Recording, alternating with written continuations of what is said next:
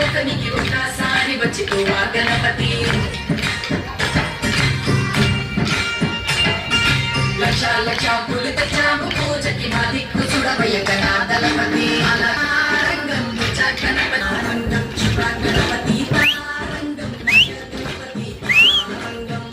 గణపతి తారంగం గణపతి తారంగం శుభ గణపతి తారంగం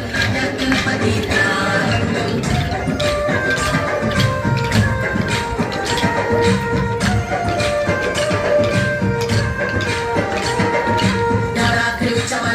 గణపతి గౌరమ్మ తారమేం చేస్తాం అనుమతి